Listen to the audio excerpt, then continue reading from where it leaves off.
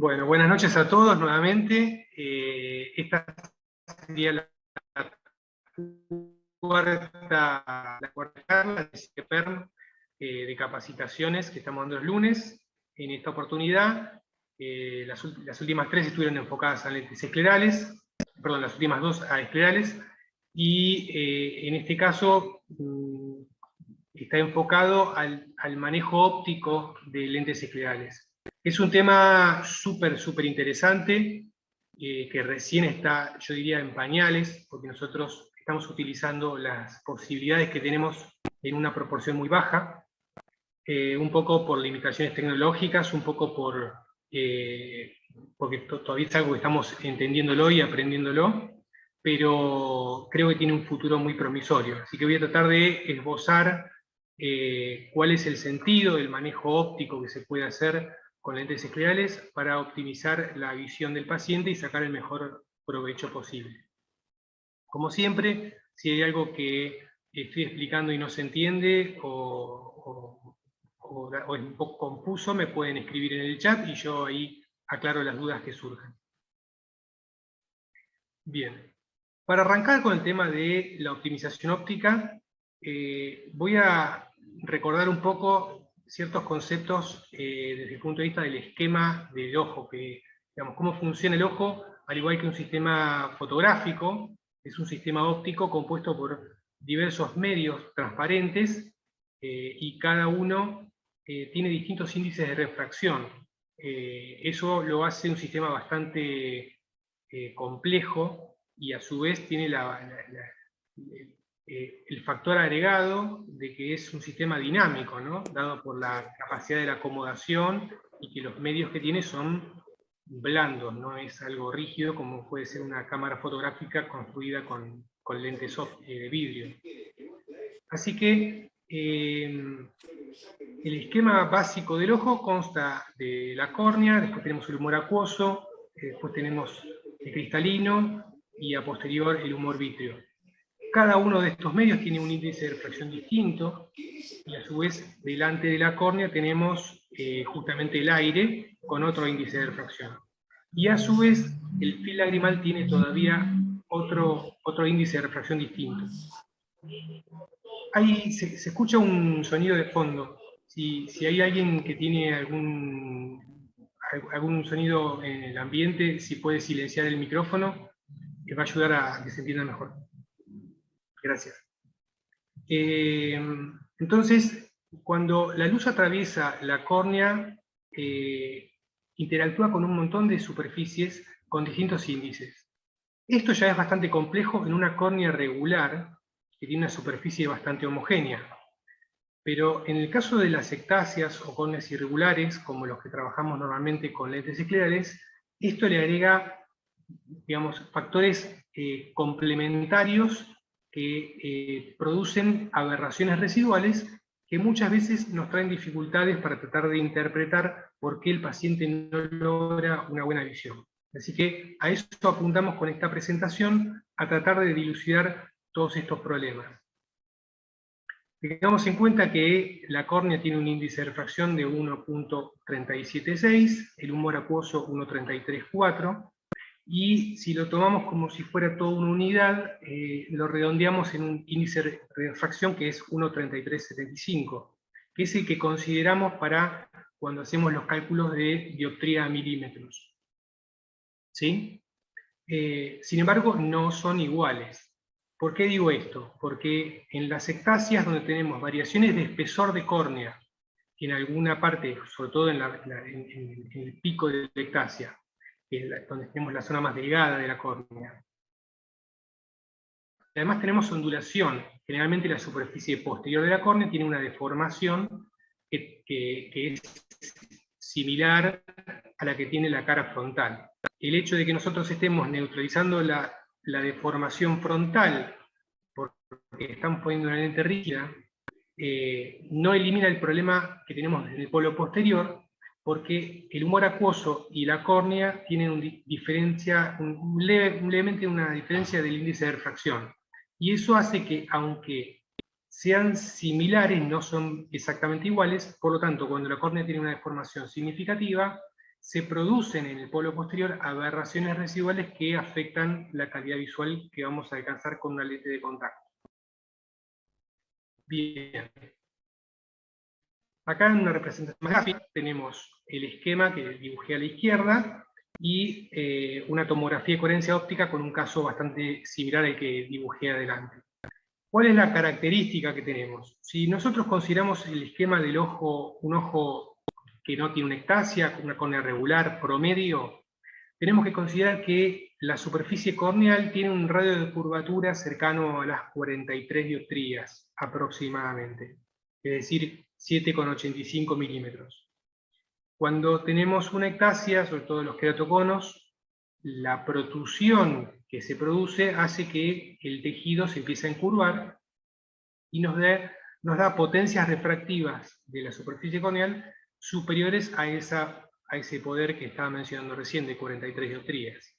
Entonces, ahí es donde nos encontramos con córneas que tienen 48, 50, 55, 60, 70 dioptrías de curvatura, y que por lo tanto inducen una miopía no axial, sino una miopía por deformación corneal.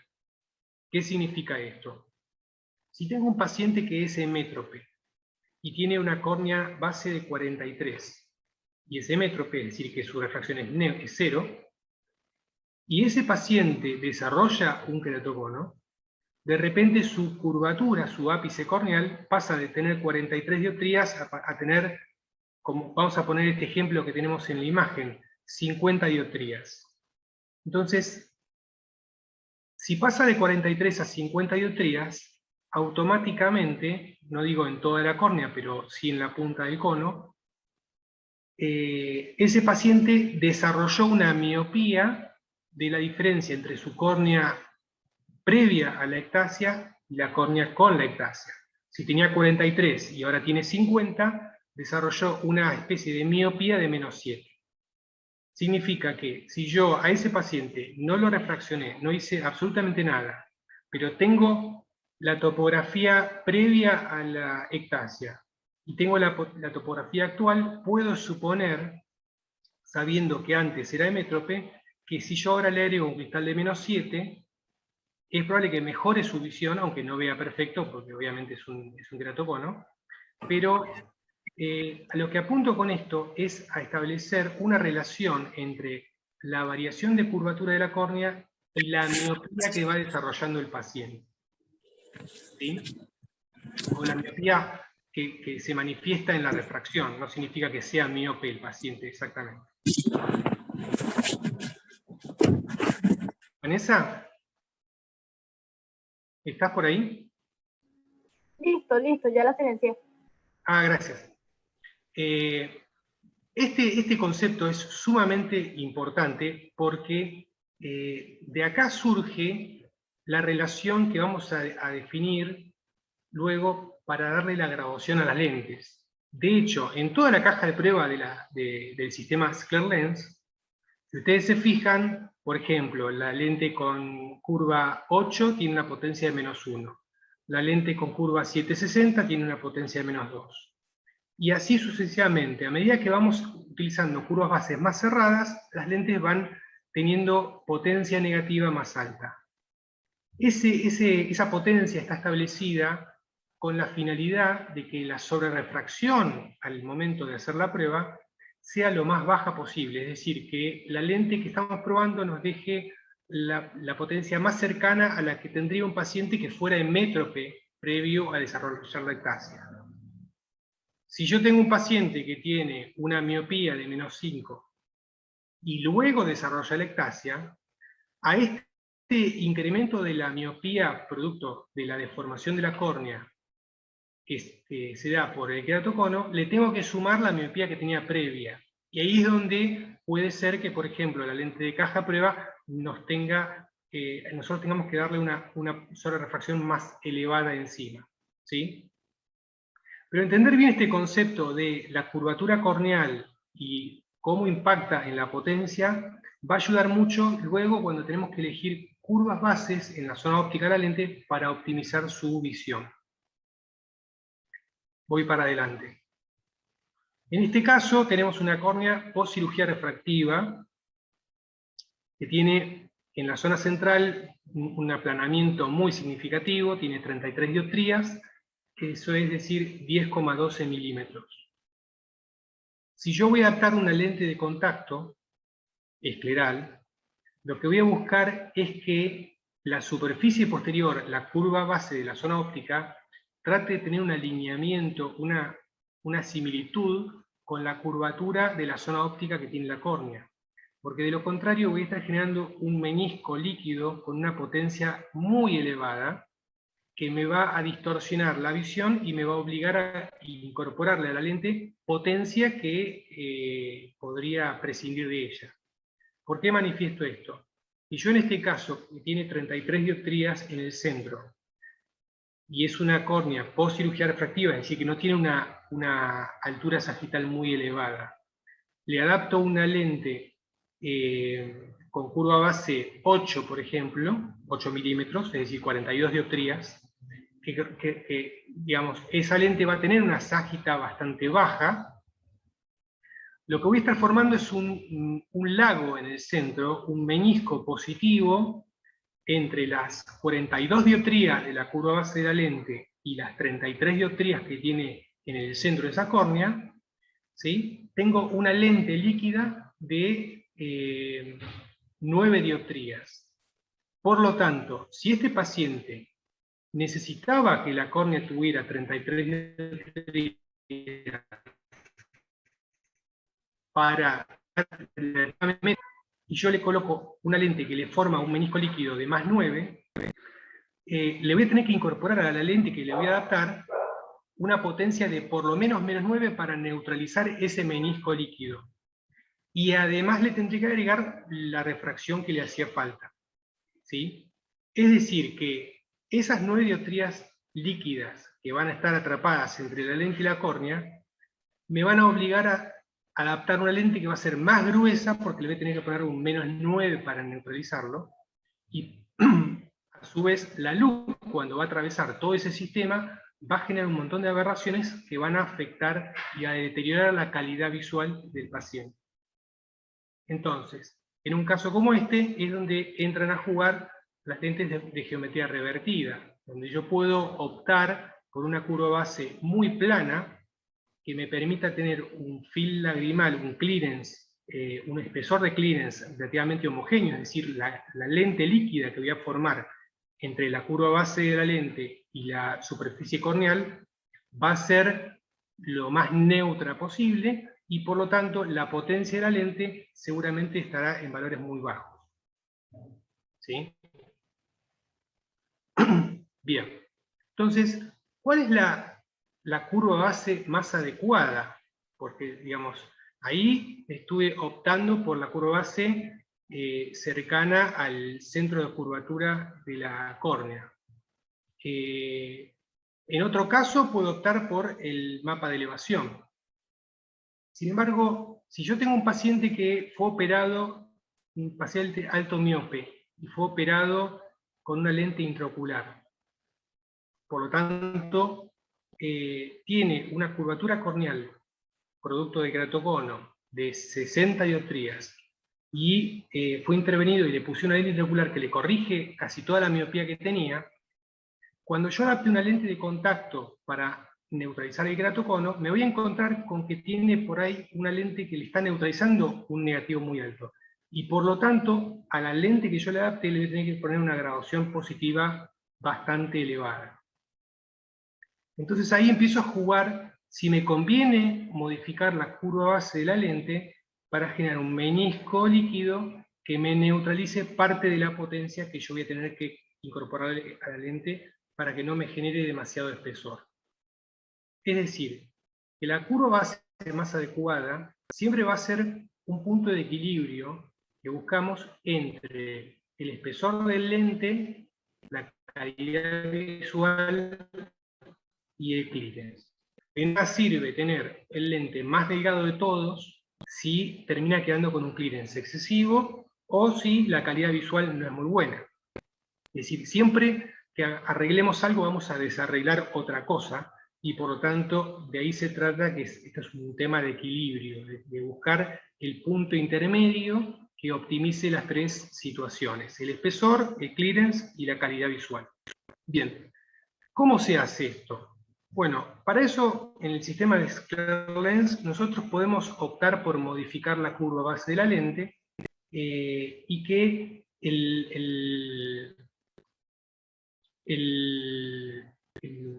Vanessa, ¿estás por ahí? Dime. Hay algo que se está dibujando en la pantalla. Hay todas unas rayas amarillas. ¿Se puede borrar eso? Voy a ver. Hay todos unos rayones amarillos, justo.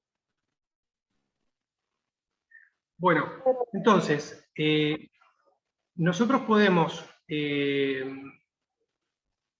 con esta calculadora, que es un Excel, que nos permite incorporar la curva base de la lente que probamos, la graduación que tenía la lente que probamos, luego le agregamos la refracción que hicimos, y al final nosotros incorporamos la curva base que queremos adaptar. En este Excel, el Excel nos va a arrojar como resultado cuál es la potencia equivalente, es decir, caso 1, arriba de todo a la izquierda. Probé una lente que tiene curva base 760, tenía una potencia de -2, le agregué una sola refracción de -4, y la curva base que le voy a adaptar al paciente es de 750. Abajo, señalado en un círculo colorado, tenemos que la potencia equivalente es de -650.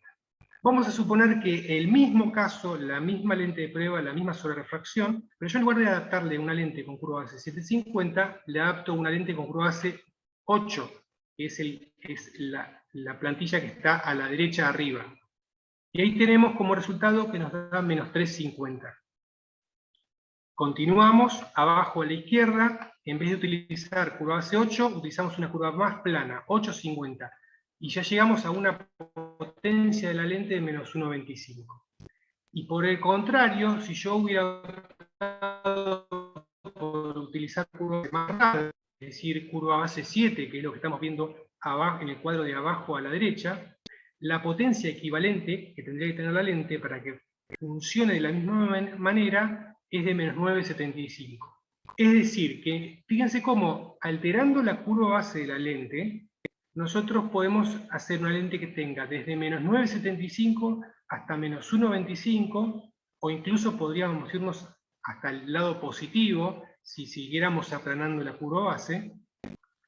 Y de esa forma modificamos no solamente el espesor que va a tener la lente, sino que vamos a modificar también el clearance en la zona periférica, teniendo en cuenta que cuanto más cerrada, cuanto más curva es la curva base de la lente que utilizamos, más se nos reduce el clearance periférico. Y cuanto más aplanamos la curva base de la lente, incrementamos el clearance periférico.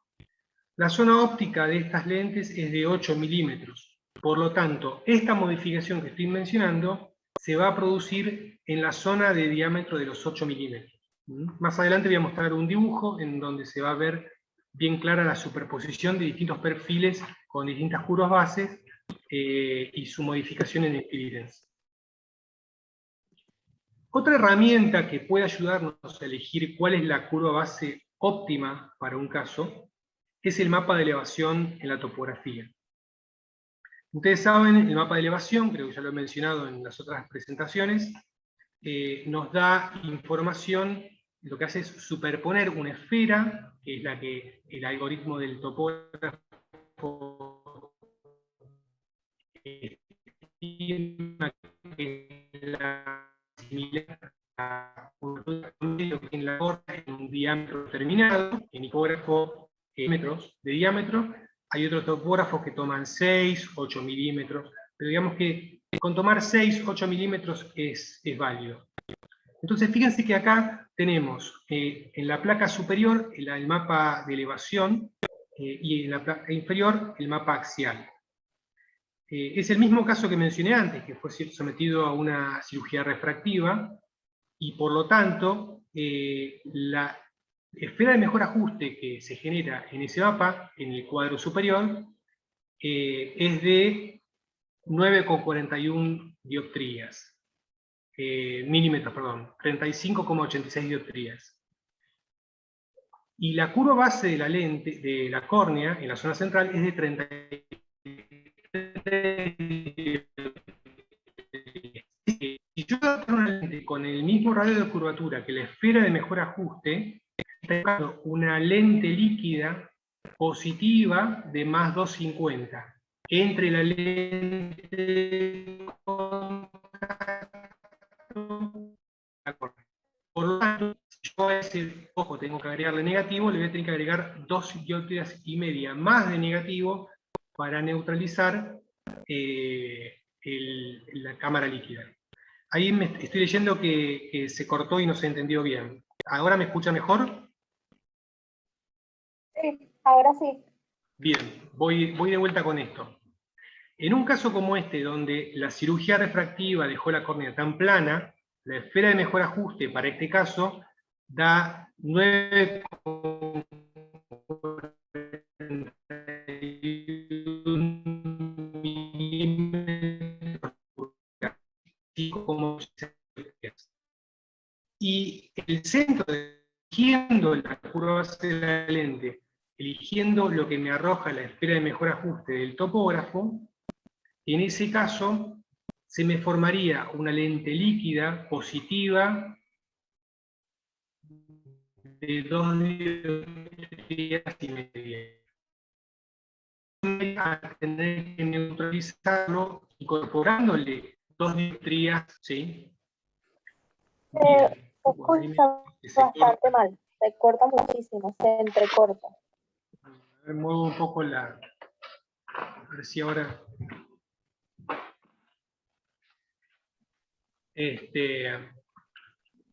Bueno, el concepto al que iba con eso es que tengo que buscar una curvatura que no me genere una cámara líquida con una graduación excesivamente alta que me obligue a tener que neutralizarla posteriormente. Y en este caso es la situación opuesta a la anterior. Acá hacía falta incorporar a la lente graduación positiva, es una córnea con una ságita muy baja, por lo tanto se nota claramente el perfil doble, donde la zona óptica de 8 milímetros, que es la que está delimitada por las dos líneas, las dos flechas en el centro, tiene una curvatura más cerrada, con un radio de curvatura menor, digamos, para generar un menisco líquido positivo y de esa forma reducir la potencia positiva que hace falta incorporar de la lente. Fíjense que el espesor de la lente se mantiene bastante constante a lo largo de todo el diámetro y eso reduce el peso y optimiza la transmisión de oxígeno.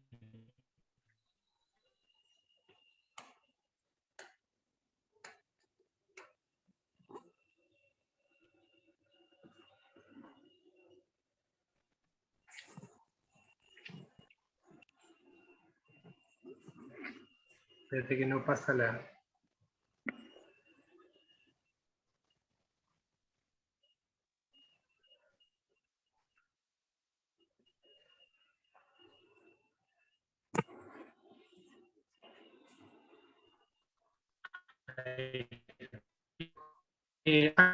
un tema donde se ve claramente cómo se puede optimizar la potencia reduciendo el espesor.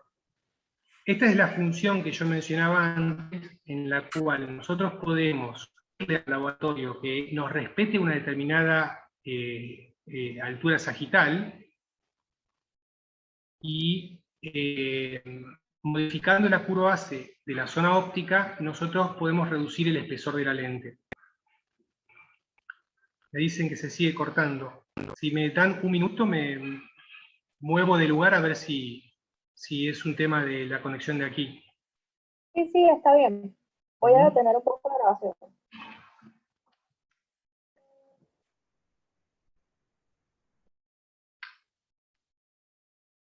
Bien.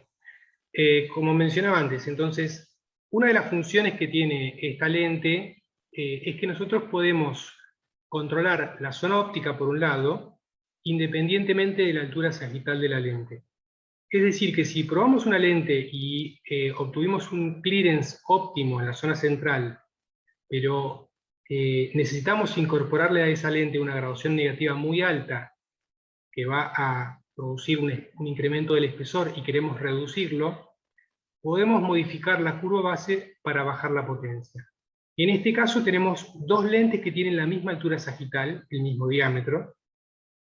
La lente que está dibujada arriba tiene una curva base de 6,75 milímetros y una potencia de menos 12.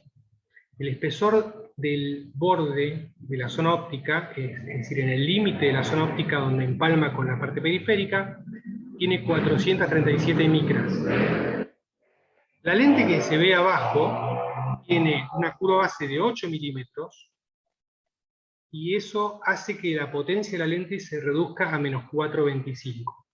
El espesor en la zona más gruesa de la lente, que es el espesor de borde de la zona óptica, baja de 437 micras a 299, 300 micras. Es decir, que se reduce en 137 micras el espesor ahí. Esta reducción de espesor no solamente mejora la oxigenación, sino que también contribuye a que la variación de curvatura en la superficie frontal sea más suave entre la zona óptica y la zona periférica. Esta pequeña sutileza muchas veces ayuda a que el paciente, cuando parpadea, sienta más confortable la lente, porque siente que no hay un escalón que le pueda estar generando ese borde donde termina la zona óptica de la lente. Bien, yendo un poco a lo que son las aberraciones residuales que se hacen presentes en casi todas las ectasias, tenemos que tener en cuenta lo que mencionaba antes sobre la variación de los espesores. Fíjense acá en la tomografía que se ve a la derecha, tenemos una córnea con un espesor de centro muy reducido en la zona del pico de curvatura. Es decir, que la variación de espesor ya de por sí afecta la óptica de la córnea. Vamos a tener distinta potencia por la variación del espesor. Además tenemos la córnea inclinada, que está desplazada hacia abajo el pico, y por lo tanto tenemos una zona más plana arriba y más curvada abajo. Este patrón de desplazamiento inferior, con curvatura abajo y aplanamiento arriba, produce un incremento de aberración de coma significativo. Y a su vez, tenemos que tener en cuenta que en conos muy pronunciados y centrados, bastante centrados respecto a la pupila, donde tenemos curvaturas muy cerradas en la zona central, fíjense en la topografía de este caso, que tenemos 71 dioptrías, 65 en el eje vertical, en la zona que está dentro y al centro de la pupila, y a medida que nos alejamos un poco y vamos llegando al borde de la pupila, ya tenemos curvaturas de 45 o 53 dioptrías. Es decir, que desde el centro hasta donde termina el diámetro de la zona óptica de la pupila, tenemos una reducción de curvatura de alrededor de 10 o más dioptrías. Esa variación de curvatura que se da producto de la elevada excentricidad que se manifiesta de la córnea, genera un incremento de aberración esférica significativo.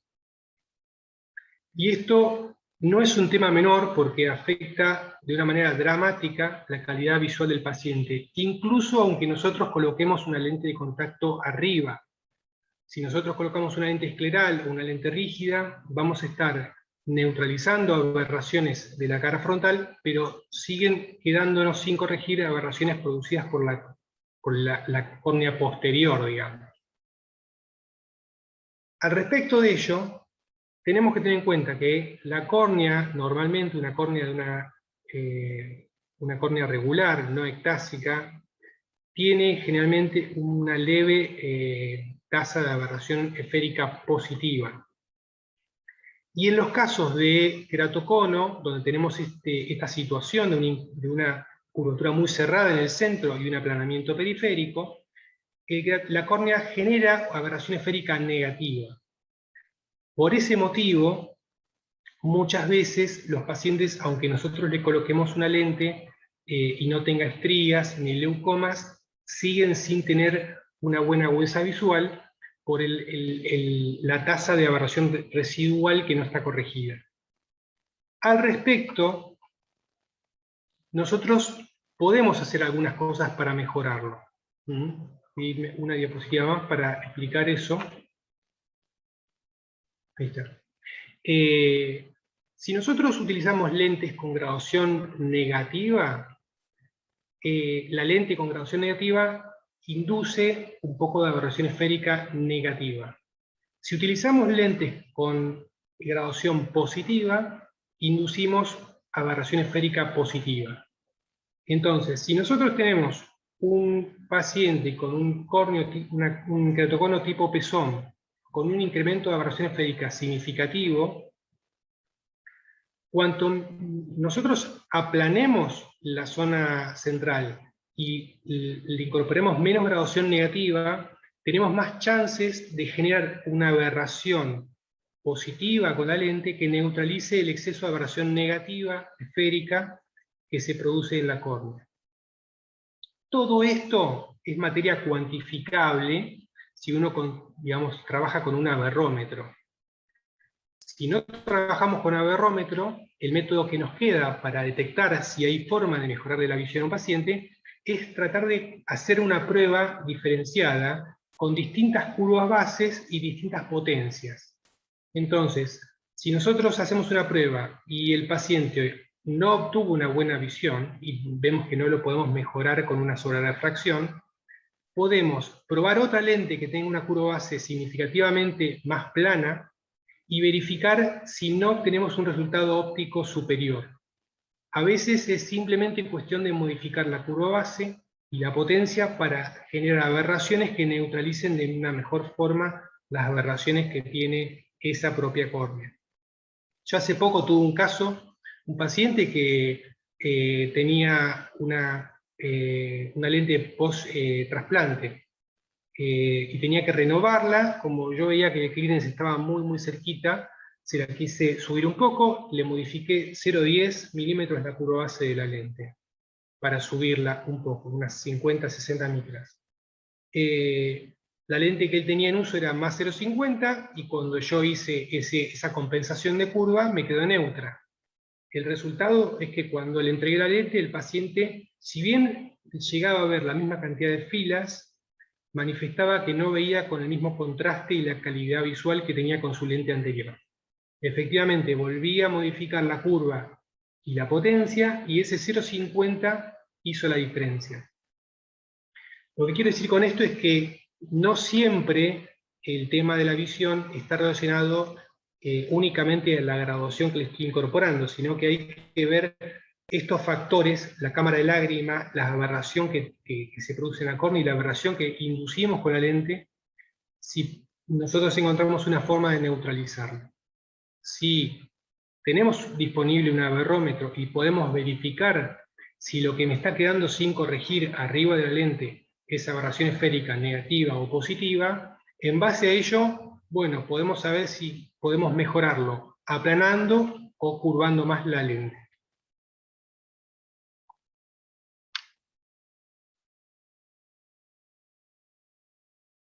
Esto es otra de los motivos por los cuales muchas veces los pacientes no logran una buena visión. Fíjense, acá tenemos una paquimetría en la placa de la izquierda, y en la de la derecha la elevación posterior de la córnea, que nos está mostrando qué geometría tiene el endotelio. Y fíjense que tenemos, desde el punto de vista del espesor, dentro del diámetro de la pupila, donde está el centro de mayor curvatura de la córnea, tenemos un espesor central de 360 micras. Y dentro de la circunferencia de la pupila, que es lo que más nos interesa, en el extremo superior llega a 480 micras. Es una diferencia significativa de espesores que se traduce en una variación en la potencia. Si lo miramos en la placa de la derecha sobre la diferencia de alturas respecto a la esfera de mejor ajuste de la cara posterior de la córnea, tenemos en el pico de curvatura 90 micras por encima de la esfera de mejor ajuste, y en la zona superior tenemos prácticamente 120 micras por debajo de la esfera de mejor ajuste. Es decir, que tenemos una variación de altura entre las 90 para arriba y las 120 hacia abajo de 210 micras. Se pueden imaginar la cantidad de aberraciones que tiene ópticas esta córnea, y por lo tanto, aunque nosotros adaptemos una lente, la calidad visual que va a obtener el paciente va a estar bastante reducida. Yendo a lo concreto y lo que nosotros sí podemos hacer y lo que podemos modificar, este es el gráfico que les mencionaba antes acerca de cuáles son las variaciones que se producen en el perfil de una lente cuando nosotros alteramos la curva base. Acá tenemos tres perfiles de lentes. El que está en el medio, el que se ve como un sándwich atrapado por la que es más plana y la que es más cerrada, sería el perfil tradicional de la lente. La que queda más elevada, la que se ve más plana arriba, es cuando uno elige una curva base más plana, y por lo tanto, para respetar la altura sagital de la lente, en el centro todas coinciden a la misma altura, pero se incrementa el clearance periférico, es decir, que si yo adapto una lente con una curva base más plana que la que había probado, y respeto esa misma ságita, estoy separando la lente en la zona periférica de los 8, de los 9 milímetros, respecto a lo que fue la lente de prueba. Y en sentido inverso, si yo utilizo una lente que tiene una curva base más cerrada, estoy reduciendo el clearance en la zona de los 8 o 9 milímetros, que sería el caso de la lente que está identificada acá con la curva base de 650. ¿Sí? Modifico la zona óptica, la curva base, y afecto el clearance periférico. Pero tengo control de la óptica de la lente.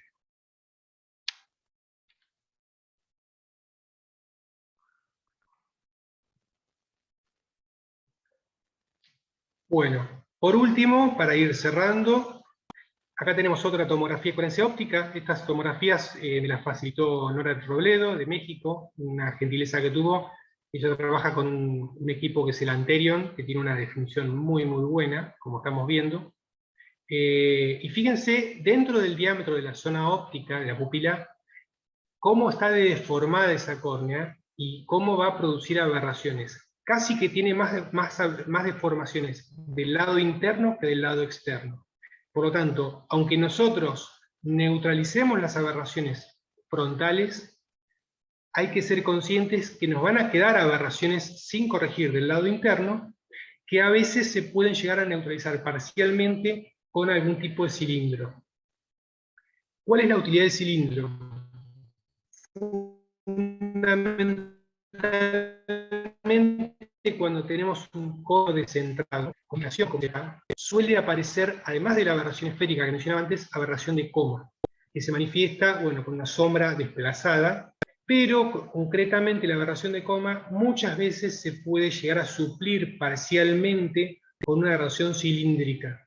Generalmente aparece como un cilindro vertical, en 80, 90, 100 grados, 110 grados, que nos permite neutralizar parte de la aberración producida por la aberración de coma. Entonces, cuando tenemos este tipo de patrones, más allá de la prueba que hacemos y la refracción esférica, conviene buscar si no hay algún cilindro vertical que nos ayude a optimizar un poco más la agudeza visual que puede alcanzar ese paciente. Y de ser así, bueno, ahí tendríamos que analizar la geometría escleral para ver cómo vamos a estabilizar esa lente para que ese cilindro que vamos a incorporar en la superficie frontal de la lente se pueda estabilizar adecuadamente. Entonces, como conclusiones, siempre conviene optar por la curva base que genere el clearance más homogéneo y que reduzca la potencia. Realizar pruebas con lentes de diferente potencia y curvatura para verificar cuál neutraliza mejor las aberraciones residuales. Y definir la ságita y luego ordenar la lente, la curva base deseada, indicando cuál es la ságita a alcanzar. Es decir, que si yo proveo una lente, vamos a suponer la lente número 3 de la caja prueba, 760 de curva base, diámetro 15,5, y el clearance central es adecuado, pero necesito que la curva base sea mucho más plana, lo que voy a hacer es indicarle al laboratorio que quiero que la lente tenga esa misma ságita, pero con la curva base que yo necesito. Y el laboratorio va a modificar en la zona periférica la lente para alcanzar la misma ságita que tenía la lente de prueba, modificando la curva base de la lente. Ese es un poco el manejo de la zona óptica con este tipo de lentes, y las cosas que nosotros conocemos como lo es trabajar con un aberrómetro o con lentes freeform, que sin dudas es lo que se viene a futuro, digamos, ¿no? En Estados Unidos ya hay laboratorios que están ofreciendo el servicio de lentes personalizadas con control de aberraciones por freeform, y es algo sumamente interesante que va a proporcionar un nivel de visión superior a los pacientes en la medida que tengamos acceso a la tecnología y que lo entendamos bien su funcionamiento para poder neutralizar las aberraciones. Bueno, ahora sí, dejo libre para preguntas. Me salí un poco trabado porque estaba preocupado porque no se escuchaba, y es un tema medio abstracto, medio técnico, así que si hay alguna duda, si alguien quedó con algo medio confuso, podemos aprovechar para sacarnos las dudas.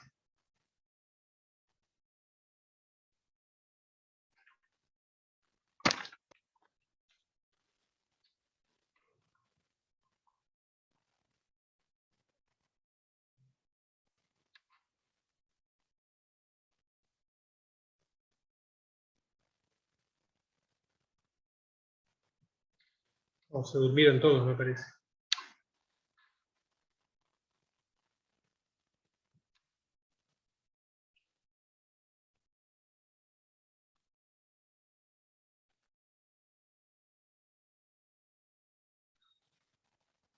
Bueno, ahí Carlos Quirós pregunta, ¿qué rol juega el espesor de la lente? Bueno, es un rol importante. De hecho, muchas veces nos pasa que tenemos un paciente que viene utilizando lente rígida corneal, y cuando pasa a una lente escleral encontramos dificultades para alcanzar el mismo nivel de visión, ¿no es cierto?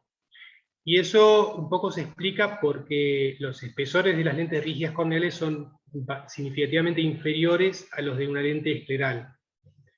Entonces ahí, por un lado, tenemos que la lente rígida termina actuando prácticamente como una lente delgada, y la lente escleral funciona como una lente gruesa. Tenemos dos lentes gruesas. La primera lente gruesa es el clearance, y la segunda lente gruesa es la propia lente escleral. Entonces, cuanto mayor sea el clearance y mayor sea el espesor de la lente, más aberraciones estamos generando.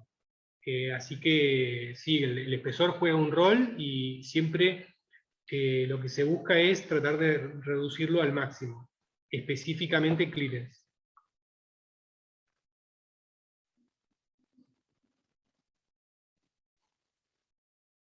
En los casos donde hay una lente intraocular, tórico, y tenemos córnea con ectasia,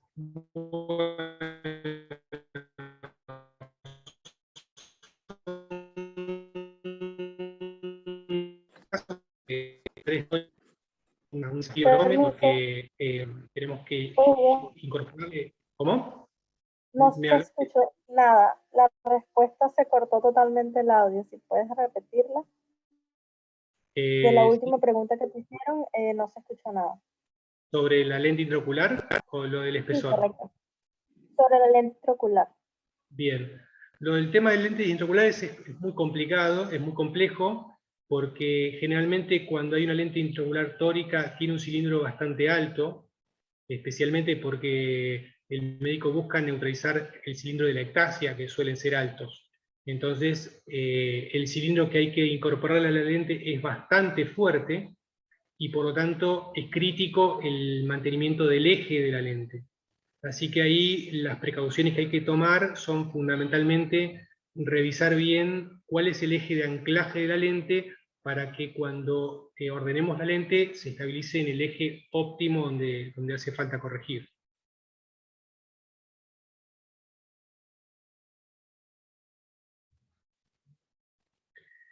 Gisela pregunta, cuando el queratocono genera aberración en la cara anterior de la córnea, la forma más acertada de compensar es aplanar.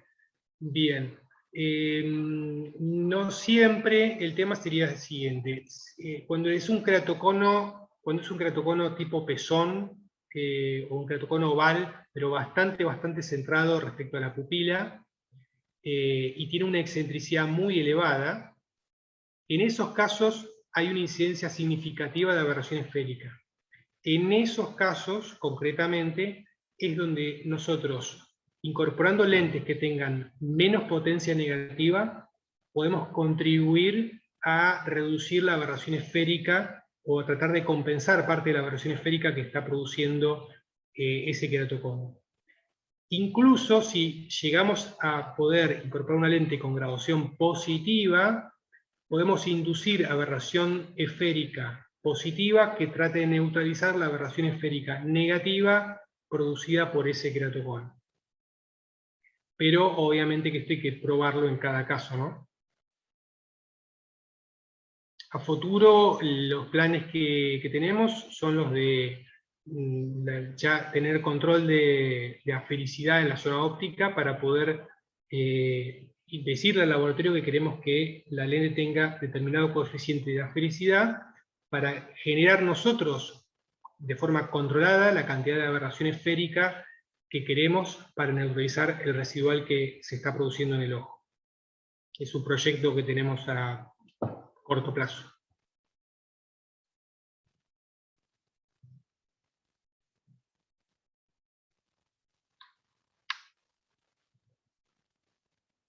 Bien.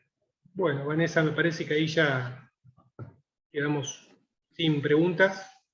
Hay una pregunta que faltó que dice, la hizo Daryl Trombeta. ¿Puede pasar que un cambio de apoyo en esclera genere aberraciones que empeoren la visión?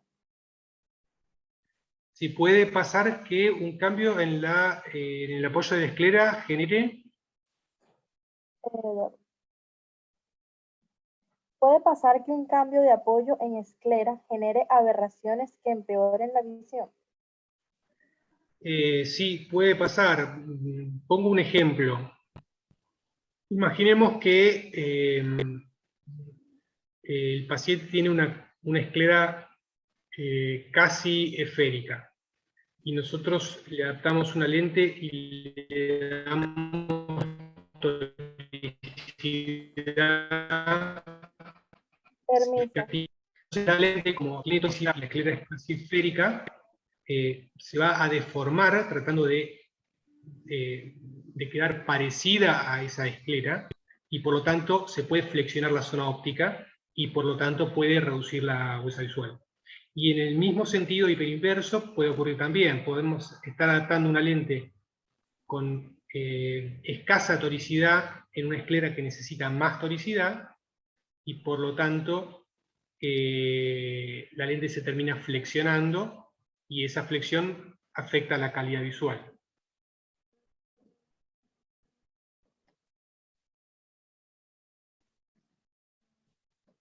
Ok, en el chat te están agradeciendo bastante, escribiendo. Bien, bueno, gracias a todos por haber participado, por la paciencia con la conexión un poco inestable. Y bueno. No, muchísimas gracias a ti por estar acá, por la paciencia explicando todo. Se entrecortó. Se corta, no te escucho bien. Sí, ¿ahora me escuchas? Sí, ahí te escucho mejor. Ok, que muchísimas gracias también tú por la paciencia y buscar la forma de dar la clase de mejor manera. Bueno, muchas gracias a todos, buenas noches, y cualquier duda que surja o lo que fuera, me pueden escribir a hugolegaria@hotmail.com.